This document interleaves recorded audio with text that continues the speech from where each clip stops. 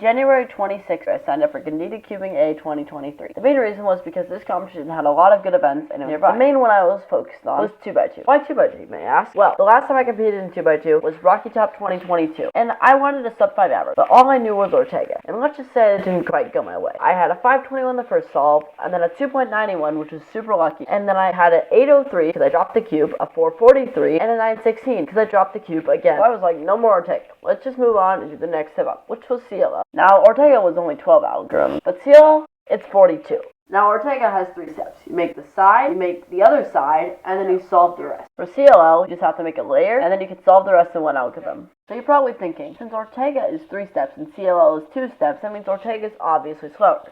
Yes and no. The reason why yes is because in between each step is a pause, and every pause slows down the time. There are also times in Ortega where you have to rotate. For example, you get a case like this, and you'll have to rotate to this side, and you can solve it all the way. And here's why no. These 2 cases are nearly identical, as you can see. They both have diagonal opposites, but the one on the left, the pieces match, and the one on the right, the pieces are opposite. This can be difficult to tell apart during solve, and can add a lot of time without practice. It's also the second reason most people just stick to Ortega, along with the excessive amount of algorithm that CLL has. Thankfully, I had already learned most of the H and pi cases, which was about 12 cases, but I was still kind of iffy on them. I'd made some videos about them a while ago, but that was around November, so I could pretty easily refresh, so I brought the 42 out down to 35. The grind began, and I worked on it for about 2 months, and thankfully, I could learn about 1 every 2 days. One of my favorite parts about jperm.net is the trainer. It allows you to select the specific algorithms you want to train. You can do the scramble that it shows you on the top of the screen, then you start the timer, and then when you stop the timer, you can click on your time, and it will show you the case that you got, the scramble that you did to get there, and the algorithm, and a delete button. I used this feature so much that I had 1,136 solved just on the computer, and that doesn't count the ones that I did on the DS timer or my dad's phone. The day the comp rolled around, and I felt confident I was going to smash the sub 5 average. The only thing that I was worried about was getting a soon case, which takes me the longest to recognize, or getting a case that I was struggling with on the way up to the competition. 2x2 was the first event in the competition, so we went straight into round 1.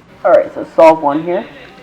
Decent layers, but I had this big pause. I'm sorry. You mean the most depressingly long pause in existence? Yes. Anyway, thankfully, layer was fast enough, so it was a 485. That's a good time. Next up, second solve. Once again, a moderately fast layer, and then a not great case with the easy AUF. So I got a 366. Solve 3. I got a really nice, really fast layer. Another big pause, that was kind of my problem. All the pauses that I had were soon cases that I had just recently learned, but I still got a 4.2, so I was very happy with that. Now the 4th solve, I didn't film it, but I messed up the algorithm, so it doesn't really matter anyways. Last solve here, you have a really fast layer into the super easy case, which I locked up at the end there, but it doesn't really matter because my PR was 2.91, and that was the best solve of the average. The average ended up being a 4.24, and that was surprisingly enough to get me into finals. So here we go, solve 1. The scramble wasn't bad, but you can see up here. I execute the layer, it wasn't great, and then I get confused on which case it is.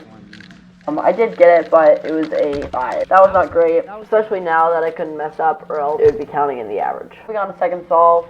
I got a mediocre layer with an easy case. This solve here was good. It was a 364. And moving on to the 3rd solve. This was actually a pretty lucky scramble. There were 2 full blocks, so I did the yellow one. The layer was decent, and it was nice to finger trick. And I ended up doing the wrong algorithm and getting a Y perm, which was really lucky. So that was another 5, which was counting, and ended up ruining the average for that round. But since I already had the 4.2 average for the first round, I didn't care too much. Fourth solve here, I was really just wanting to get a nice single. I never really thought about beating my 2.91 PR single, but I knew it was possible. And to my surprise, I ended up beating it with a 2.57. Moving on to the 5th solve, I didn't really feel any pressure since I had already double PR'd in 2x2, and I ended up with a solid 4.37, making this average 4.51. And due to my amazing 4th solve, it placed me 9th in final. All in all, it was definitely worth learning all 42 algorithms of CLL. The next time I'll be competing in 2x2, Southeast Championships 2023, which I have high hopes for. I will exceed in my expectations at this comp, and not just 2x2, but Pyraminx, 3x3, and 4x4. Subscribe and turn on notifications so you can see when I upload the rest of the competition results. Thanks for watching. I'll see you next time.